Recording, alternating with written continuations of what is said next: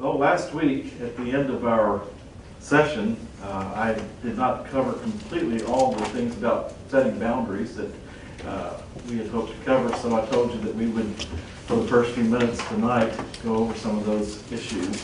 The thing that I wanted to share with you is from the Stephen Ministry Manual about types of fears that prevent healthy boundaries. We'll be sharing those with you right now. And then we'll get into we'll share 4 categories of boundary problems. And keep in mind that there's a lot of material on boundaries that is available in the Christian community. There's a book on boundaries, Townsend and Anyway, just go to the Lifeway bookstore and see if there's you can see a book on setting healthy boundaries. I know one of the authors' names is Townsend, so I keep it in my library, and a lot of have recommended it to a lot of people. So, types of fears that prevent healthy boundaries, and this is why you see boundary problems, these kinds of fears happening. The first of all is the fear of abandonment. It causes people to resist setting boundaries because they're afraid that if they do, that people will leave them or feel rejected by them. And most of these fears, by the way, are in that 90% or 95% that are unfounded. Many of the things we fear will never happen to us, and most of these things are in that category, I think. Then the second one would be the fear of anger. Sometimes people develop a real sensitivity toward people that are angry people. And we live in an angry world. I've come to really believe that and see that. There's a lot of hostility in our world, and there's way too much in the church, I believe. And I can't stand it in the church. It really bothers me when I see hostility surface among brothers and sisters. But some people have suffered so much from other people's anger that they're terrified to set a boundary with those people that they could tip them over and make them angry at them. They may also be concerned about their own angry feelings. And I have to admit to you that one of my greatest fears I've ever had was the fear of my own anger. Because I'm normally a pretty nice guy. Just by nature, I'm an easygoing, fun-loving, optimistic, person. Is this where we applaud? But there is a point where if I get to a certain line, with something, that I can sound off. And I've done it a few times, and some of those times I've gone back and apologized to somebody, for getting a little rough with my words, because words are what I do. That's my vocation, is to use words. And sometimes I find myself, winning the duel very easily with words with someone. And so then I have to go back and apologize for being so rough and expressing myself. But that's pretty rare, so don't get worried, okay, that I'm going to do that. I don't ever do it up front either, I don't think, pretty much. So fear of loneliness is the third thing.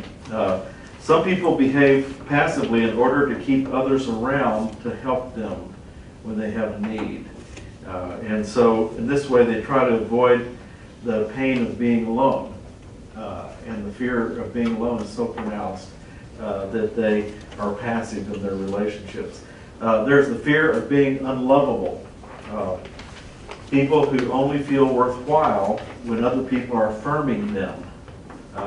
They don't want to rock the boat with anybody because they want affirmation and don't want anybody to be upset with them and think that they're unlovable. So they avoid feeling, they do this in order to avoid the feeling of unlovableness. And then there's the fear of being a bad person.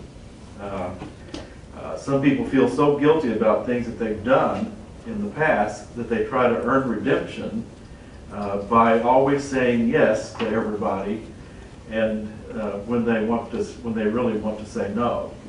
There's another aspect of this too that I'm realizing. I've known some people that were so afraid of being seen as a bad person that they would apologize for every little thing. Things that they didn't even need to apologize for. And so that could be in that same category, I think. There's a fear of being unworthy. Some people believe they do not deserve any gifts or any generosity from others. They must earn everything that they receive. And they have trouble with grace because of that. And so they believe they don't deserve the love and the care of others, so they put up walls with people who are giving and generous and loving people because they feel bad about receiving love, if you can imagine that. So then there's the fear of disapproval. So there are people who get stuck in the habit of always trying to please other people in order to earn their approval. And they never say no for fear that others will be displeased. There was a time in my pastoring where I found myself slipping into a people-pleasing mode. Mostly because I just didn't want to be confrontive. I didn't want to rock the boat with anybody. I wanted to be the pastor everybody loved, And so I wound up trying to please everybody. And you can't do that. You cannot please everyone. And so you have to set a boundary at times. But people-pleasing has trouble setting boundaries. And there's a fear of hurting others. There are people who have been badly hurt and have never found a way to deal with their own hurt. And so they may regularly give in to others for fear of making somebody else hurt like they have hurt. And so they may also believe mistakenly that if they refrain from hurting others, their own hurt will go away. But that's not the cure for anybody's hurt. So those are the fears that are mentioned there. There are many other things that we could share tonight, but what we're going to do is go into looking at 4 categories of boundary problems. Before we do that, on the subject of fear, let's look at, this should be 1 John rather than John. I realize now I made a typo error there, but 1 John 4:18, there is no fear in love. The perfect love casts out fear, because fear involves torment. But he who fears has not been made perfect in love. We love him because he first loved us. Literally, the original language says, we love because he first loved. Okay? So both things are true, but I think there's a broader understanding of that verse, or that phrase, than just loving him because he first loved us. I think we can only love others effectively because he has first loved us. And I think love is a circular thing. God loved us first, and then we love others because he loved us, and we love God by loving others. Does that make sense? That's how, how God wants us to love him, is by sharing his love with other people. That is the number one way we love God, I believe. Okay? And so, love is a circular thing. All right, the boundaries the categories of boundary problems. These are 4 different types of individuals who have boundary problems. Okay, the first category are compliance, and the very name tells you pretty much all you need to know. These are people who find it difficult to say no. Okay, they tend to blend in with others. They take on other people's thoughts and feelings and desires while not thinking of themselves as being a distinctly unique and different person. And so they're always putting themselves down, maybe. They're not as worth as much as someone else. And so whatever somebody else says must be right, instead of, and so it's something that is a boundary problem. And when a person gets freed up of that, they begin to understand that they're right a lot of the time, and the other person is the one that's wrong. And so the compliant is the one who thinks they must be wrong because somebody else thinks they're wrong. Controllers. This is kind of the opposite of the compliant person. Controller cannot accept or respect other people's boundaries. They cannot stand other people saying no to them. And so the compliant person can't, they can't handle saying no to others. The controller can't handle anybody saying no to them, while trying to get others to do what they want. And some are aggressive and therefore abusive with this attitude. So they cross a boundary and they wind up abusing somebody and crossing that boundary, the controlling or manipulative attitude. So others are manipulative controllers. And we've all met one or two of those along the way. I could count those on my fingers. I know who those people are in my past, because they left some pain in my life. And they left me feeling badly about things. And left me feeling like I was not safe with them. And so we've all known people like that, haven't we? So these manipulative controllers, they try to get others to do what they want, and they use things like guilt trips and things like that in order to get you to feel bad about yourself, so you'll do what they ask you to do. And you're going home and you're beating yourself up because, well, they don't think I'm a very good person, or they think I've done something wrong. And I think about it and I'm wondering, I can't think of what I've done wrong, And I won't tell you where I saw this growing up, not in all cases, not in all churches, but I saw this happening sometimes in the old-fashioned altar call, where there was ministers were evaluated according to how many people they could get to come to the front. Okay, and so if you get a lot of people up front, people would talk about you in a very wonderful way. Boy, that preacher, did you see all those people go up front? Well, what does that really mean? And I'll tell you, I was on late night radio one time, a call-in program with WLAC many years ago, and a friend of mine and I did a call-in show there from I think it was 8 till 11 at night. And this woman calls in. She had just gotten home from church. She said, I need to talk to somebody because I just got home from church and I feel really, really bad about myself. And I said, well, you shouldn't feel bad about yourself having gone to church. What's that about? She said, well, at the end of the service, they gave this altar call, and they kept saying over and over again how there's people here that need to get down here, that you've got something going on in your life, you've got to get straightened out. And then I just felt like I had to go down there. I said, well, do you have something in your life going on, some sin or something that you need to get straightened out? She says, I can't think of anything, But she had been manipulated into going up front, And there were wonderful things that happened in altar calls too. Don't get me wrong. I had some great things happen in my life from the old altar call, So it was a fascinating time, wasn't it? How many of you had that experience where you had, about half of you, and if you didn't go down front in the Sunday night altar service, they thought something was wrong with you, and so they'd come back and talk to you, and so woe are you if you don't go to the front, And probably with me, it would have been my grandma. So it's but anyways, they manipulate, by using guilt trips and that kind of thing. Non-responsives. These people seem unable to love or care for others in a crisis.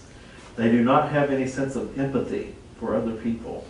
And they tend to be critical. Instead of being empathetic, they tend to be critical and judgmental and negative, not thinking others need their attention.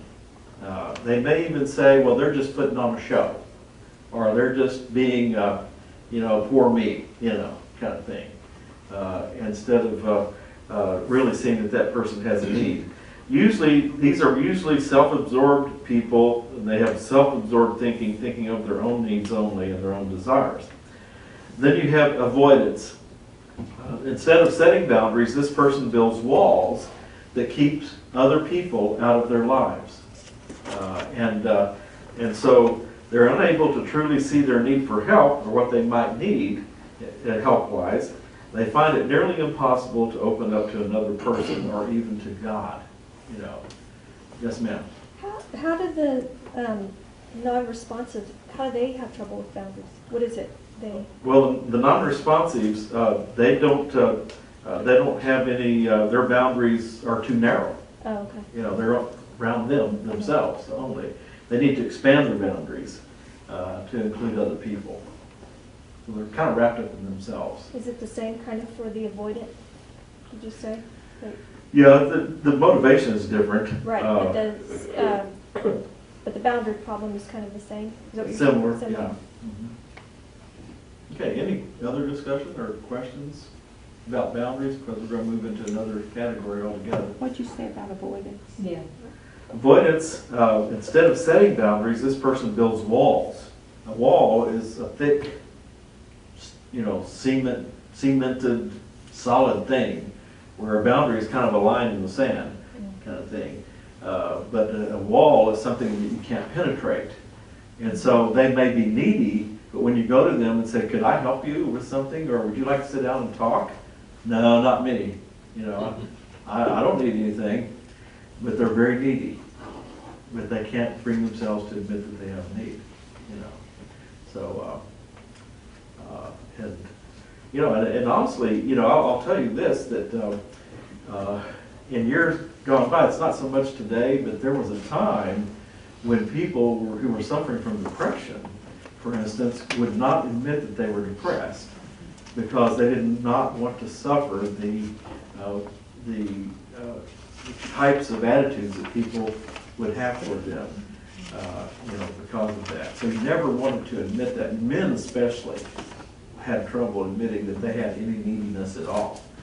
But that was kind of formed by society.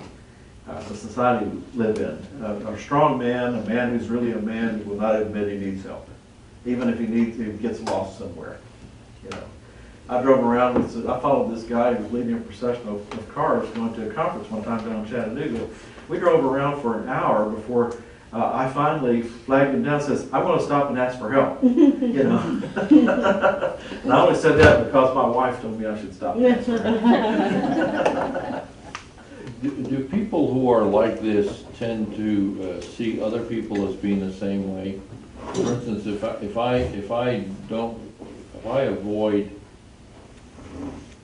I don't recognize that I need help, and then I come across you, would I say that you probably don't need help either because I don't need help?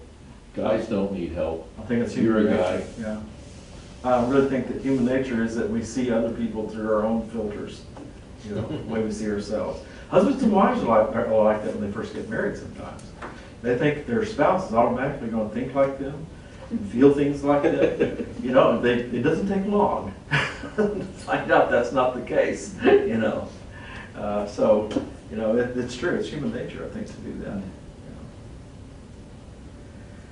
know. All right. The rest of our evening, we are going to be looking at the subject of grief, ministering to people going through grief. Let's read here in John chapter 11, beginning at verse 30, a very familiar story about the death of Lazarus. Now, we all know that Lazarus was raised from the dead. We're not going to read that part, but we all know that. We praise God for it, right? But this is about the grief of Mary and Martha, and perhaps even Jesus' grief as well. Now, Jesus had not yet come to the town, but was in the place where Martha met him. Then the Jews who were with her in the house and comforting her, when they saw that Mary rose up quickly and went out, followed her, saying, she is going to the tomb to weep there. Then when Mary came where Jesus was and saw him, she fell down at his feet, saying to him, Lord, if you had been here, my brother would not have died. Therefore, when Jesus saw her weeping, and the Jews who came with her weeping, he groaned in the spirit and was troubled. And he said, where have you laid him? And they said to him, Lord, come and see. Jesus wept. Then the Jews said, see how he loved him. Now again, we know the rest of the story. We know that Jesus went to the tomb with Martha and Mary and called Lazarus forth, and he came forth and was resurrected from the dead. But what we need to see here is how appropriate it is here in this passage how appropriate and normal it is for people to express their grief emotionally. And even in public, it's very appropriate to express grief emotionally in public when you've lost a loved one. Okay? And the question I want to give to you is, why was Jesus weeping, given that he knew he was going to raise Lazarus from the dead? Why was he weeping? Empathy with who? The people that were grieving. Mary and Martha. He was being empathetic with them. Somebody else have a comment on that? Well, he was human too. Yeah. Even though he knew, he may have known something spiritually, as God, but he also was a human man, and it says that he went through everything that we go through. Exactly. Yeah. But he was all, he was dealing with two people here that he dearly loved. They didn't know that he was going to resurrect Lazarus. He did tell Martha, I'm the resurrection and the life. And she said, well, yeah, I know Lazarus will be resurrected, someday. But then she found out later it was going to be that day that he experienced resurrection. But he was weeping perhaps because he felt the grief that these two women were going through as they had lost their brother. Grief is a journey that in many ways is unique to the one who is grieving. This means we must not assume that someone in grief is going through exactly what we have experienced in grief. And there are also uniquely different types of losses. Tell me what kinds of losses in life might cause grief to a person. Besides, we know the loss of a loved one. What's some other things? Divorce. That's a big cause of grief in a person's life. Can you lose your job? Loss of a job. Okay. Dreams. A pet? Loss of a pet. Dreams. Loss of a dream that you've had, some ambition. Doesn't seem to ever going to be fulfilled. Midlife crisis kind of thing. Yeah. Disillusionment. Okay. Any relationship that is what you feel close to. The loss of a friendship. And health. Loss of health. That's another one. Physical loss, like aging. What happens when you age? I was talking to somebody about that last night. I said, my back and my knees, they're a lot older than the rest of me. For some reason. They feel a lot older anyways. And emotional loss, like a sense of betrayal by somebody, rejection, loss of self-esteem, vocational loss, we mentioned that, relational losses, loss of relationship with your children, maybe a child is in rebellion or something. That's a big cause of grief. But there are common effects, A-F-F-E-C-T-S, effects of grief. And these are really quite normal, and no one need feel guilty about these things or think he or she is abnormal. For instance, some of these things are things like feeling numb. You just don't, you're having trouble feeling anything, feeling numb. Feelings of going crazy. When I was grieving over the loss of my father, I literally thought I was going crazy a couple of times, during that journey. Insecurity. When my dad died again, I recognized that I was now the male head of the family. All the other males that were ahead of me were gone. And I'm the numero uno now. And I had to do some thinking about that. My mother, saw me as the man, of the family. And she does to this very day.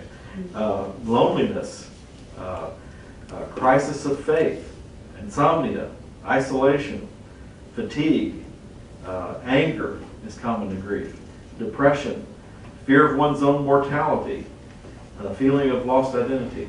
I remember one time in the church I was pastoring, there was a man named Jerry who was exactly the same age I was, who had the same number of children than I had, who was drowned in Old Hickory Lake. And I was called upon to his funeral. And I remember thinking, wow, his name is even Jerry, And, it kind of got me in touch with my own mortality for a bit there. And so when somebody else dies, we think about our own, situation too. Do you remember your first significant grief experience? How many of you do? The very first one you had, okay? You know, I caught you off guard, so I bet every one of you could remember if you gave it some thought. Go back there. Mine was when my Papa McAnulty died, my dad's father. He and I were very close, and he lived with us for a while. Before that happened, though, there was another thing that I experienced grief over. That's that due to my dad's illness, we lost everything, including a lot of self-esteem, because my dad was a pastor, an evangelist, and a gospel singer, highly thought of by a lot of people, and that was over. Okay, and so I hung my hat upon what other people thought about my dad. A lot of kids do that with their dads, and so I lost that thing that was so special due to his illness. And at age 14, I was a pallbearer at the funeral of a close friend who suffocated from a faulty gas water heater, and I was a pallbearer at his funeral. At age 22, another close friend was killed by a drunk driver.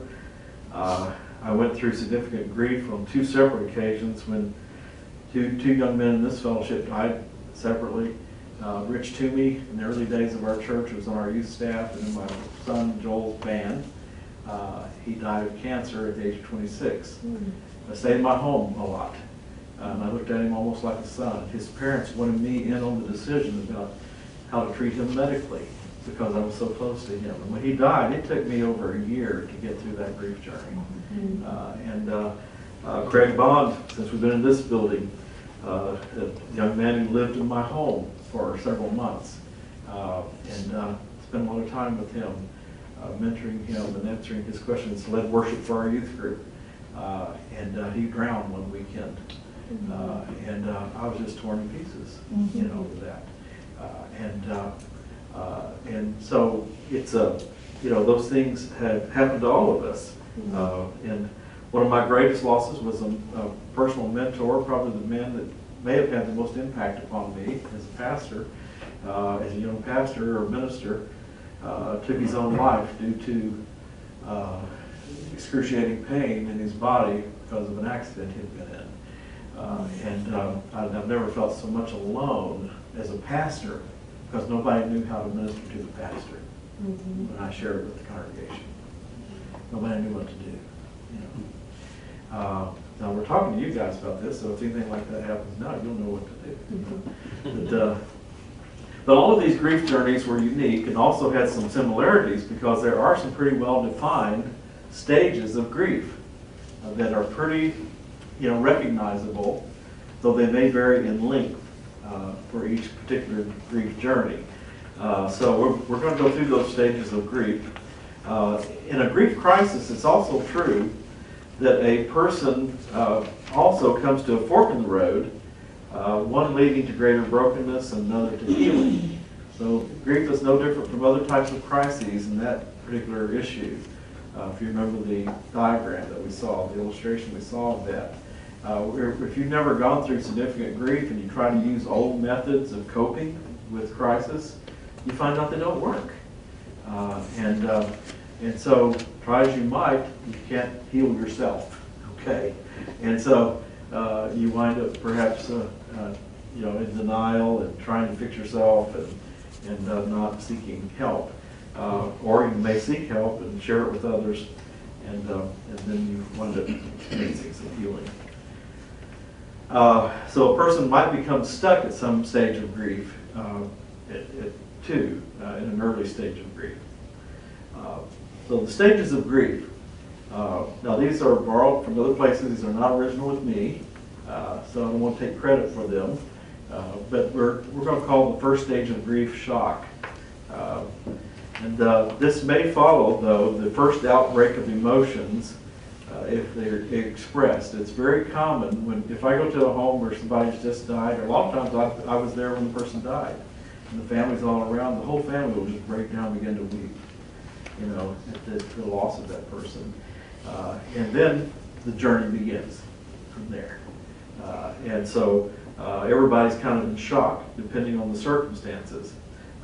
My dad's death was a big surprise, and he choked to death in a nursing home during lunch, and there wasn't anybody attending the cafeteria to get to him in time to save his life.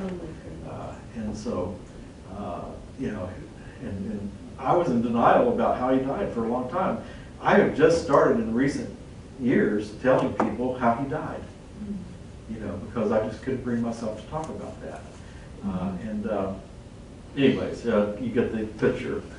So it's quite an emotional shock. There's a feeling of being in a dream or dazed when a person that you love dies. A person may feel extra anxiety at that time and do things like sighing deeply constantly. You know, and so you see that going on. There's then even disbelief or denial that it really has happened. You know, it's like you're in a dream state. And initially the shock is so overwhelming that the normal thing actually that happens is denial. Denial is not always bad, okay? It may become unhealthy if it lasts too long, you know. But denial is a person's defense mechanism against having to embrace too much pain at one time, okay? So in that regard, denial can be very normal and healthy to be able to not be able to say, well, this is what I'm feeling right now. Actually, it just seems like there's nothing really that's happened. It's just like we're all having a family reunion or something here, you know. And you see even a person at the visitation who has lost a loved one very dear to them, and you'll hear them telling stories about their loved one and laughing, you know, telling funny things and all that. And then, you know, a few days later, the next couple of weeks later, they're just breaking down all the time, weeping. There's no more stories, no more laughter. You know, it's finally beginning to set in that this has happened. And but in the early part of the experience, you know, there's a lot of people around. It just seems like this is an unusual thing that's going on. It's like, is it really going on? If it lasts too long, if denial lasts too long, it can mean that feelings that need to be expressed are being blocked. And that can deepen a person's depression when feelings are being blocked, okay? No matter what the reason for the blocked feelings is. Blocked feelings are the biggest cause of negative feelings, okay, within a person that they can't describe. The next stage is recoil. This is the reality, where the reality of the loss begins to set in. There may be some going back and forth between denial and reality at that point. Reality may be too overwhelmingly hard, and pulling back into denial then takes place, which is okay. You know, a person can only handle so much pain, and they may just slip back into, you know, not being able to talk about the loss in terms of a real sense. The closer the relationship is, the more painful the grief experience will be, typically. And that makes sense, doesn't it? The reality of the loss is stronger the closer the relationship. During this stage, obsessing about the person may take place, where all you can think about is the person that you've lost. You know, my dad died for several months. If I wasn't ministering to somebody or preparing a sermon or doing something, I was thinking about my dad and my relationship with him, and how my identity was so wrapped up in him that I felt really strange things, crazy things, like I don't have to be like him anymore. Maybe I shouldn't even be in the ministry, you know, because everybody told me I should follow my dad's footsteps and take his place when he got sick, and things like that. And I'm going, well, maybe I'll go to law school, you know. Maybe I'll go do this or go do that. I know, it sounds crazy, doesn't it? The Lord ministered to me during that time, thankfully, and helped me understand a lot of things about myself. But it was a journey, and it was difficult. And like I said, I felt like I was going crazy sometimes. Strong feelings may emerge, such as deep sadness, anger, guilt, and loneliness. Anger may emerge as the person in grief feels cheated by the loved one's death. It could be toward medical personnel. They should have done more. Somebody should have, intervened. The general practitioner should have caught this earlier, even though maybe he wasn't skilled in that area, particular area. And I think we perhaps too often place doctors on too high of a pedestal, in our evaluation of things. Because medical science is not an exact science, unfortunately. They guess at some things based on their education, but they don't always get it right. Others perhaps are angry at those who survived an accident while their loved one was killed in the accident.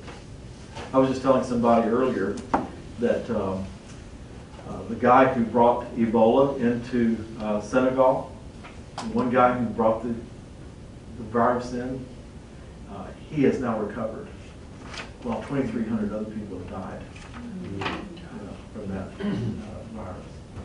He recovered. And so, don't you imagine somebody, there are a lot of people angry at that guy? Bringing it into their country, Now, he probably picked it up somewhere, obviously. He may not have even known he had it. Was he a national, or was he from another country? I don't know, I just read that brief statement. That's interesting, I haven't seen it. So, I've got this little thing I picked up on, this is on Fox News. I saw this today. I've really gotten interested in older people. Make you feel young. And what they go through.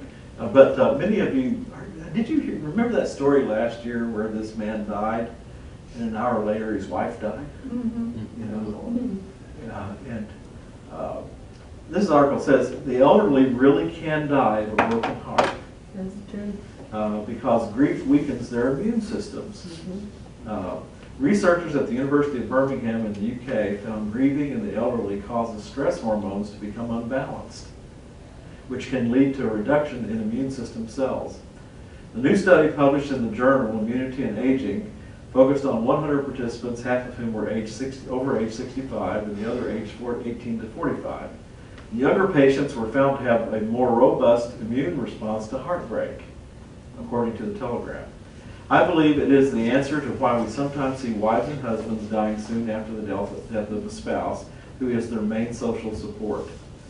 Dr. Anna Phillips, a researcher at the University of Birmingham, told the Telegraph they are not dying of a broken heart, but the effect of stress is having on their immune function. And they believe prescribed hormonal supplements at times of great stress may help to alleviate the effects of grieving on the immune system. So fascinating things. Our emotions and our physical bodies are very closely tied together, stress, when it comes to stress. Some people get mad at God for not stopping the death of their loved one. And people who were not there when it happened, they should have been here. And you see anger towards those who didn't arrive in time to say goodbye. They should have just really been here. Physical and emotional health may suffer too. And this is especially true if feelings of grief are held in. Irrational guilt feelings may emerge because of not being there to say goodbye, or not doing more, or because something in the relationship was not sorted out. So those things are leftovers in the relationship, and they can be part of this recoil stage of grief that you go through. That's what I was going through with my dad that I described just a moment ago. A crisis of faith may emerge. With death, there is an acute awareness of a perceived absence of God. When a person has died, where is God? Because that person's life is no longer in them. The grieving person may have trouble praying or worshiping as well. I have had many people tell me that, Pastor, I just can't even pray right now. And they feel guilty about that. I've had people say, I can't pray, I can't worship Pastor, do you think I'm really saved? You know? They're questioning their salvation because they don't feel joyful toward God, you know, or worshiping God, you know. And look at Psalm 38, verses 6 to 11. I am troubled. I am bowed down greatly. I go mourning all the day long, for my loins are full of inflammation, and there is no soundness in my flesh. I am feeble and severely broken. I groan because of the turmoil of my heart. Lord, all my desire is before you. My sighing is not hidden from you. My heart pants, my strength fails me. As for the light of my eyes, it also has gone from me. My loved ones and my friends stand aloof from my plague, and my relatives stand afar off. It's a great description, isn't it, of a grieving person. You know, who feels all alone, who feels numb, unable to think, and isolating. The light's gone from their eyes. You know, all this it's a perfect illustration of a grieving person.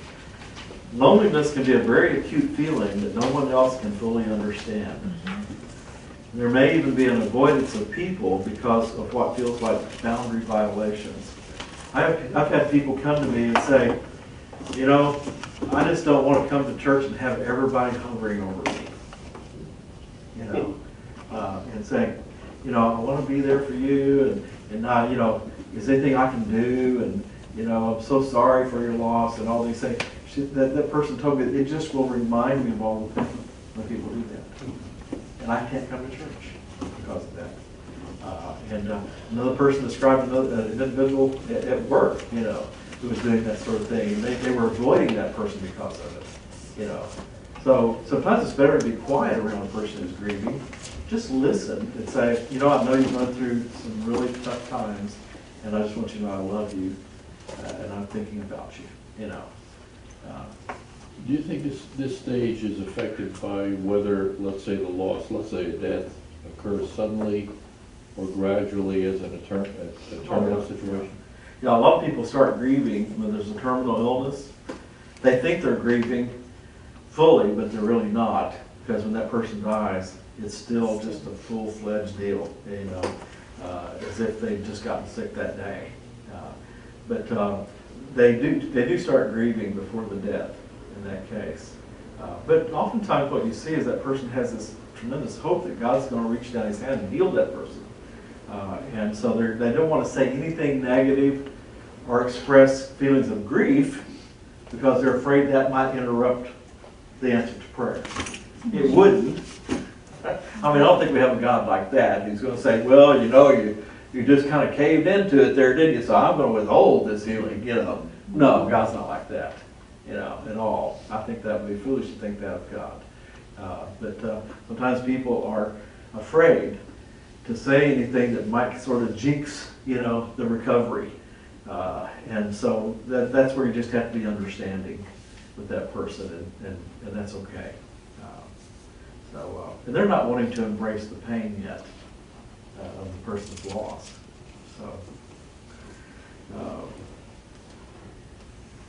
But the person who's had the sudden death, they're going to be a situation where, well, I didn't see that coming, you know.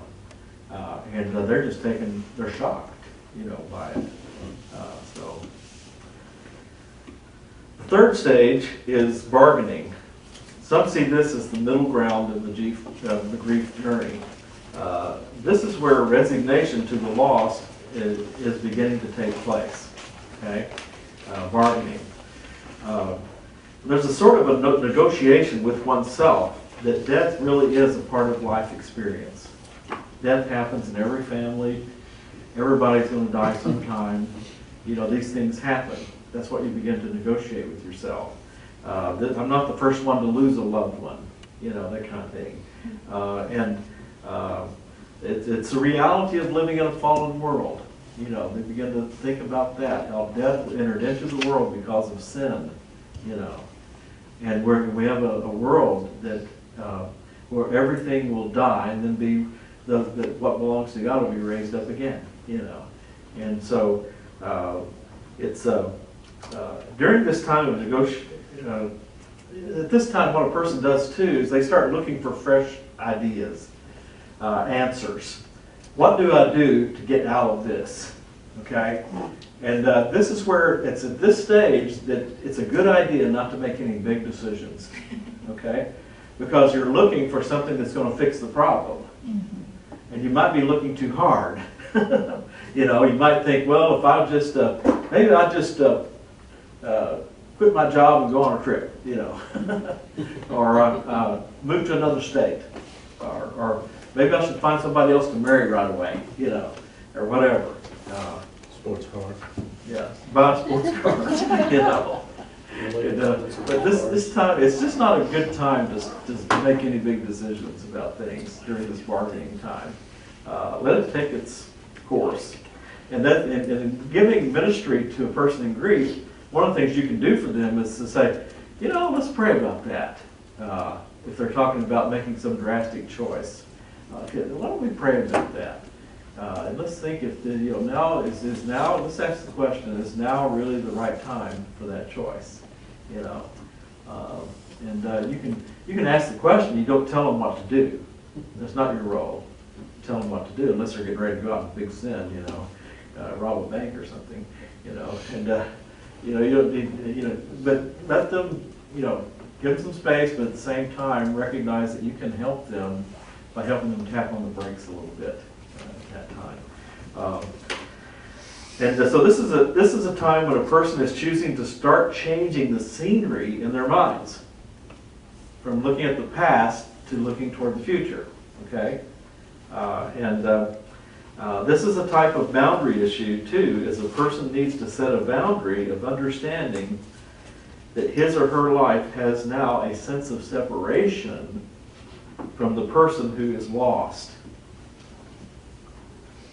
Does that make sense? Mm-hmm. Especially if it's a marriage, a spouse. That you're having to kind of redraw the boundaries. Because before you drew the boundaries around the two of you. Now you've got one to draw the boundaries around. Okay? And so that takes some shifting on the inside to do that. The boundary of identity has to be renegotiated from us to me,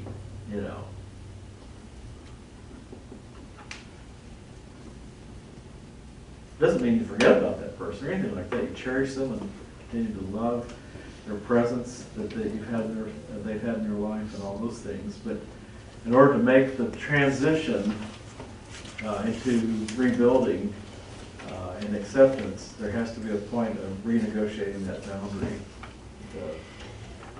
to face, to include reality of your situation. Fourth stage is depression. This happens when the pain of the loss is being embraced, more fully embraced. Many years ago, I knew a man who had experienced a big loss in his life, and he was trapped in a very painful situation of grief. But he said he was discovering that avoiding the pain was not an answer. He said he described his journey of renewal as a time of leaning into the pain, not jumping into the pain, but sort of leaning into it. So you don't just come here, pain. I'm going to fully embrace you today and get it over with. Yeah, that's not what you're doing. But you're leaning into it and saying, yes, this is painful.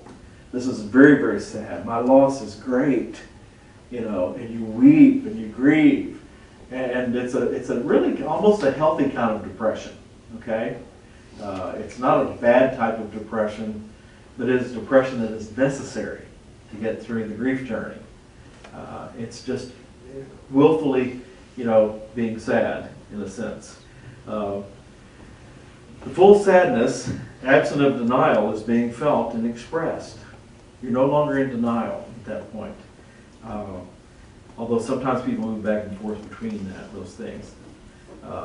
And so here, it's where a grief journey can actually get stalled.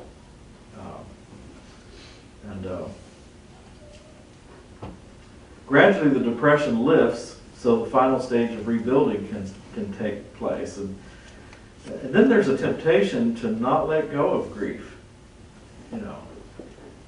you're embracing the pain and you're hanging on to it too long. Yeah.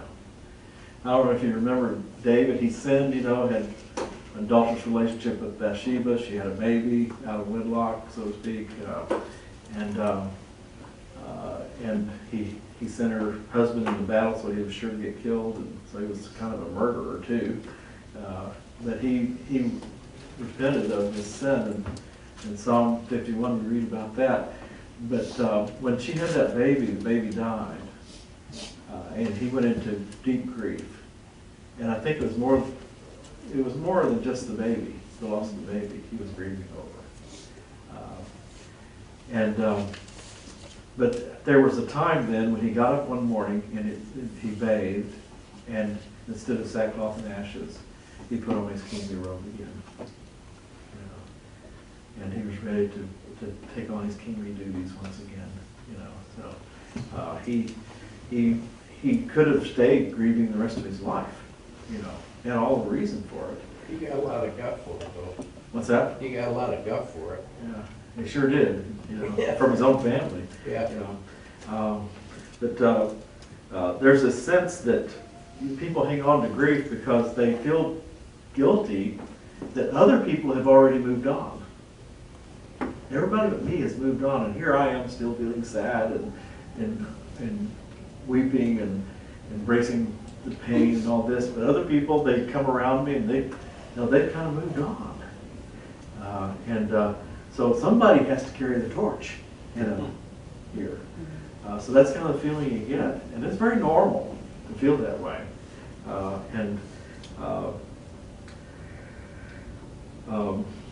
It's time that we move into the.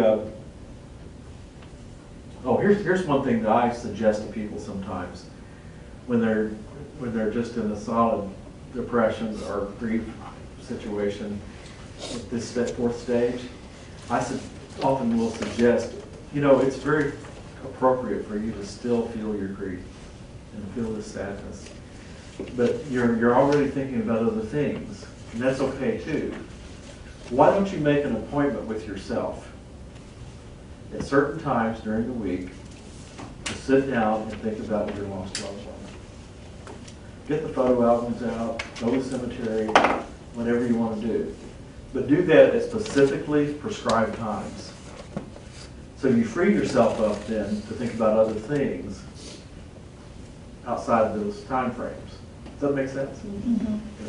I think for me, I think that when my father passed away, the grieving, the sadness, and the process of allowing myself to feel so sad, sometimes, towards the end I felt guilty not feeling sad, but then I wanted to feel sad because in a strange way it made me feel closer to him. Mm-hmm. Somehow brought a closeness that I really never truly enjoyed with him in such an intimate way before. He was always kind of at an arm's length type guy. And so he couldn't keep me at arm's length. Could keep you away. Yeah. Good insight. And that's okay. That's I don't think we need to be too hard on people. No matter how long it takes them to go through their grief journey, it's different for different people. It took me 15 months with my dad to reach a point where I could really, truly move on. The sun came. I refer to it as one day I got up and the sun was out again. And it was daylight. It wasn't dark. It was daylight. You slip back though? I didn't. At that point, I did not slip back. But I had learned so much. But is it common to, you don't Sometimes people wake up in the morning? Listen, you will never stop feeling sad about your loss or somebody's loss. There will always be that time of sadness. You will not forget about the person who has died that was special to you. And so you're going to have a sense of sadness from time to time about that. And that's okay. It's just reality is what it is. But life for you includes more than that as well. So the fifth stage is acceptance and rebuilding. And this starts with the decision to let go of the grief. And that it's time to sort of move back out into the daylight. And it may mean making certain decisions that have been postponed It is acceptance that certain life patterns that included the lost loved one are okay to change. You no longer have to follow the same pattern of living that you had before with your lost loved one. It's time to reconnect to other people socially, to have fellowship with others, to maybe make new friendships with other people. And it may mean the pursuit of a new dream or a new career or something that would be part of your rebuilding and restoration, recovery. It may mean staying put, but realizing that a higher level of maturity has been gained from your experience. Listen, I went through grief with my papa's death and my friend's death, and there are a few others I didn't even name, but my dad's death changed me. It gave me an understanding, more sensitivity to other people who had a loss. And I was able to comfort more effectively because of it, you know. So we gain ground through the experience of grief. We mature, and God has a purpose for that. Paul talked about how, you know, he had suffered and God had comforted him. He says, I can tell you why God comforted me. It's so I can comfort you. You know, that's in 2 Corinthians chapter 1. And he said, and the same thing is true for you, basically. When you suffer, God comforts you, the God of all comfort. When he comforts you, it's so that you can give comfort to someone else. So people who've gone through grief become comforters. And they have a special sensitivity for people who are grieving. All right, we're going to quickly look at what not to say to people who are in grief. Okay, these are called platitudes. You've got some that you've heard, but I'm going to share some of these with you. You know, it was just their time. Well, who's keeping time? Who's responsible for that? You know, or it was just God's choice to take them. I don't like that at all. How many people want to serve a God who takes people from you? You know, there's no scripture that I know of that says God took them. You know. Now, there are certain occasions when there's something similar to that that's happened in Scripture, but this is a common thing you hear, especially in this part of the country. Somebody's killed, you know, and it's an accident or whatever. Well, God took them. And I wonder why God took them right now. They're so young, you know, that kind of thing. And I have to tell people, you know, I don't think God took them. I think it was an accident. It happened. God needed them more than you. I actually heard that one time. I know exactly how you feel. And I can tell you what the other person's thinking. I don't think so. You know, everything happens for a reason. God gives reason to things later, but initially that's not how that's spelled out. You know, there's no need to cry. They're in a better place. You know, well, you know, God doesn't give us more pain than we're able to bear. I'm going to say a word about that because that's so common to hear that with many things. That scripture in 1 Corinthians chapter 10, verse 12, it's about temptation. God does not allow us to suffer a temptation that's greater than we can bear. It's not about every trial we go through. That's not what that verse is about. It's about temptation. And it says he provides a way of escape because he's faithful, you know, from temptation. The whole passage there is about, you know, avoiding sin. You know, so, but, you know, I don't correct people when they say that. But it's inappropriate to say that when somebody's lost a loved one. We shouldn't question God's will. Here's one. God plucked this rosebud for his bouquet. I've heard that. Be strong. Buck up. It's time to get on with your life. Is there anything I can do? Now, listen. You know, it's kind of like somebody, a server comes by and my plate is totally empty and they say, are you finished with that? You know? Of course I'm finished with it. Take it away, you know. But is there something I can do? No, there's nothing you can do. My loved one has died, Leave me alone. and I'm feeling deep sorrow. So what? There is something we can do, obviously. And that's to be loving and gentle, and be a listener, and be willing to just let that person know that we're not forgetting about them. Okay? But to ask that question, the obvious answer is no. There's nothing you can do. There's some practical things you can do. You can provide food for the family. You can do things like that. But in the context, when you're ministering somebody in grief, it's okay for there to be silence, and to just wait. Because if you interrupt that silence, sometimes you're interrupting that person's thoughts that could lead to them saying something they need to say. And if you break into that, interrupt that silence, you may interrupt something very special going on inside of them. So it's okay for silence to be there. After a while, you might consider saying, I really don't know what to say, but to let you know I care about you and what you're going through.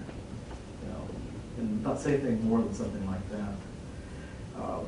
If they're in denial, which they're likely to be, don't challenge that. Oh no, you shouldn't feel that way. You got to face up to this. No, don't do that. Just denial is normal at that time. Sometimes people, when they're feeling things, like a lot of people in grief, they'll talk to me when they're talking to me. They'll say, Pastor, I just feel like I'm going crazy, like I was telling you I felt one time. And one of the reasons I can say what I'm about to say is because of what I went through. I look at them and say, you're not crazy at all. You're just being normal. Because that's a normal thing when you're going through grief, is to feel that you're going crazy, Because life, the whole spectrum of life is kind of changed, So slow down. Help that person, too, to slow down and about making big decisions. That's something else. And to recoil, be available to be with them or to receive calls for them. Be aware of special dates that are attached to the relationship with the lost loved one. Because they're going to feel really vulnerable on an anniversary date or a birthday or Christmas time. Or one of the hardest times for somebody who's had a big loss is holiday times. Encourage emotional expression. Let them know it's okay to cry. Because what they'll do is they'll start crying left side, I'm sorry, I'm sorry, I'm sorry, And you just say to them, don't be sorry, because that's absolutely normal. You should be crying right now, because it's very sad in your life. So encourage that. Offer some comforting scriptures. There's lots of comforting scriptures about the Lord's love for them. Listen to what they're saying, offer to pray for them. Then under acceptance and rebuilding, continue to listen and encourage. Reinforce positive statements and choices. Assist them with reconnecting socially. Invite them to home group. Invite them to church or to Bible studies or go out to eat or that kind of thing, because they need assistance with that oftentimes, because they have been out of touch for a while, and they may need somebody to help them get back in touch with others. Be listening for signs of relapsing back into depression, and then follow the prescription of listening, encouraging, empathy, and prayer always. We covered a lot of ground tonight. Anybody have anything else to say before we break up tonight? Yeah. Just wanted to see if you wanted to cover anything about how the dynamics change, and when you step up to somebody alongside them that they're not a believer. Okay. I think a lot of these dynamics change. So same dynamic in terms of saying, I'm here, I care about you, that kind of thing. I wouldn't try to witness to them necessarily at that moment. I think that's inappropriate. I don't believe in preachers using funeral services to try to bring in a big harvest of souls. There are times for that. especially if the person who is dying requests it, you know, then you give an invitation, you invite people to come to the Lord. And each pastor should have the freedom to make his own choice about that. But I prefer most of the time to do a memorial service. And in the case of an unbeliever, what you can do is just help the family grieve. You include a message of God's love in the gospel, in the message, for instance, of the pastor, but you don't try to force it down their throat while they're grieving. That's inappropriate, I think. You know, but memorial services are for the purpose of celebrating that person's life, you know, and for the family to be comforted. And then you talk about God in the right frame of reference for that occasion. And you can do so that on an individual basis too. Tell me about if somebody's dad has died, for instance, well, why don't you tell me about your dad? What do you like to remember about him? That sort of thing. There's probably a lot more to be said.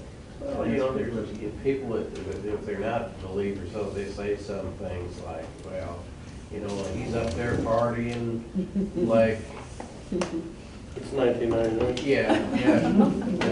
Okay. Or they'll say, well, they'll say that they're in a better place now, but you tell them that they really don't know that, they don't believe it. And You know, they want to be able to believe that. Next week, we're going to talk about caring for the dying. That's a very fascinating subject. And many times I have found that God is so loving and is so concerned about people. That when they're getting ready to die, even if they're an unbeliever, He's working overtime to reach them.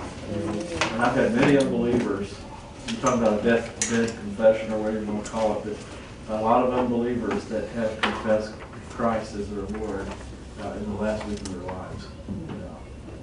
And it's not necessarily anything that I've said or done, or anybody else has said or done. It's God who's doing it. God is revealing Himself to them on their deathbed.